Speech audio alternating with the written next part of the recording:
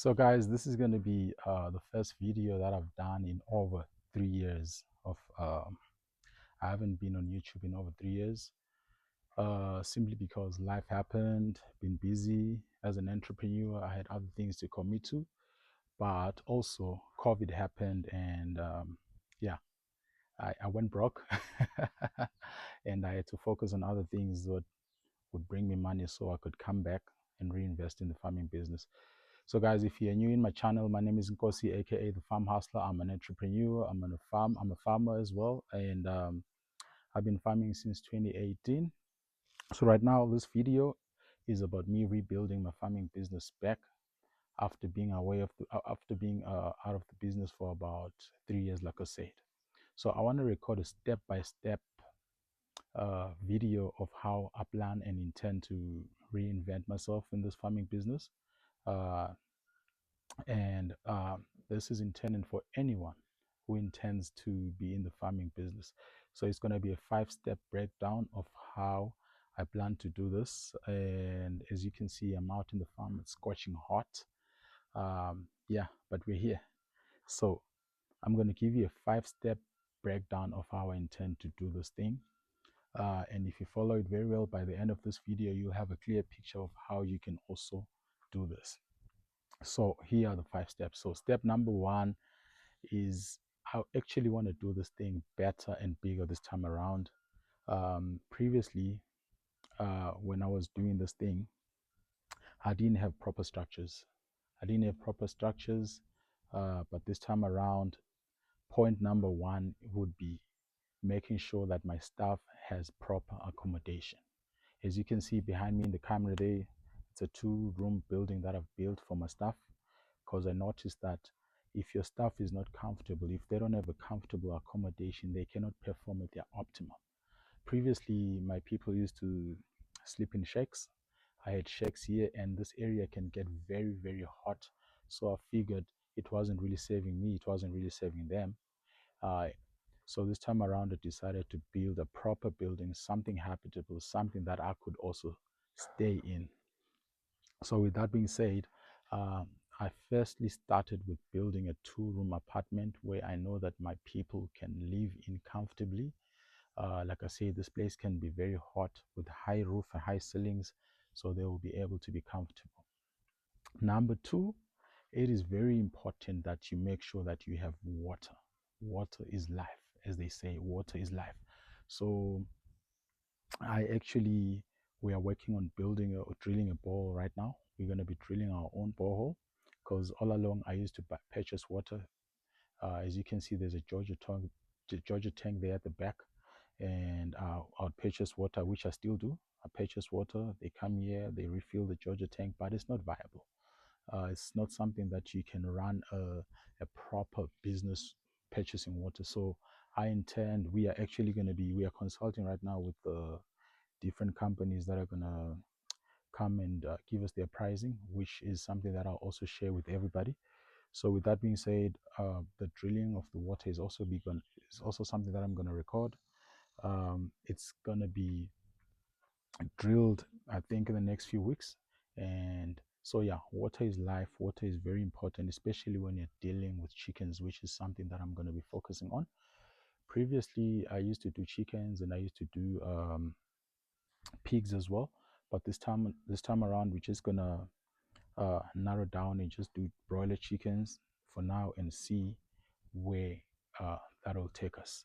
And then thirdly, it is very important that you have electricity or any form of energy, whether it's solar panels, electricity. I wouldn't really recommend a generator, because it means every time you need to have fuel and things of that nature.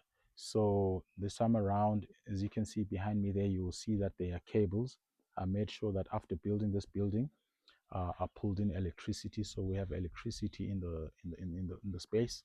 So at least it has helped us to build the structure that you see. As you can see above me and on the side, we have this big shade, which is actually going to be the chicken coop or chicken house, if you will. So this chicken house wasn't going to be possible without electricity. So I know obviously some people don't have access to electricity. Like I said, you can use renewable energy like solar and other things, but it is very important that you have electricity. Otherwise, building this thing will be very, very complicated. Now, with that being said, once you have your electricity, then you can then build your structure. A structure like this one that I've built here measures 20 meters by 8 meters. The previous structure that I had over there used to measure 15 meters by 4 meters. So it was really, really small. It means that this one is double the size of the previous one. So that was something that I did intentionally because I've been there, done that. So I understood that this time around, I have to do something bigger if I'm going to manage, if I'm going to achieve the goals that I'm trying to achieve.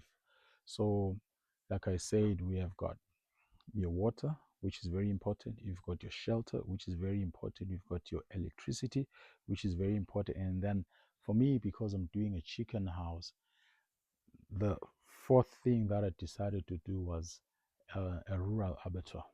So I've got my team building at the back there. As you can see, we're already building there a rural abattoir where we'll be able to slaughter our own chickens without having to outsource like I used to do in the past.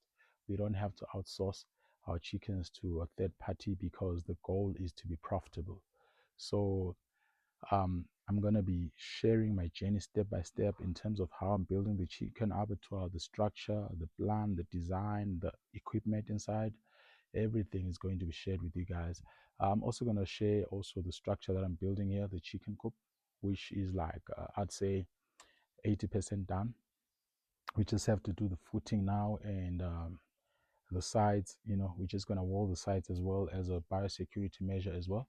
So each and every video is going to explain how the chicken coop was built, how the abattoir was built, how uh, the ball was drilled, and also how the accommodation was built. It is very important to have accommodation and storage. In my case, I made sure that there's two rooms. The other room is going to serve as a storage. The other room is going to serve as accommodation. So I'm documenting the process so that 12 months from now, we can all come back and review and see if if it has worked, if it has worked according to our expectations. I anticipate challenges. Like I said, I'm an entrepreneur. I've done this before, so things never go the way you plan them. But you just need to soldier on. You just need to push. So, guys, like I said, this is an introduction video. Uh, to my channel. Those who know me know that I've been doing this for a while. I was running a podcast in the past. This time around, I won't be going ahead with the podcast format. I'm just going to be going ahead showing what I practically know, what I'm practically doing, instead of what I was doing before, which was interviewing other people and asking them what they're doing. This time around, I'm going to be sharing my story, and I hope it's going to be helpful to you. So be on the lookout for more videos, and this journey, I believe, is going to be inspirational to a lot of people. It's going to be inspirational also to me as I go back and watch the videos. So yeah, guys, if you're new to this channel, like I said, I'm Farm Hustler. Please click the subscribe button and follow the channel for more. Let's get it.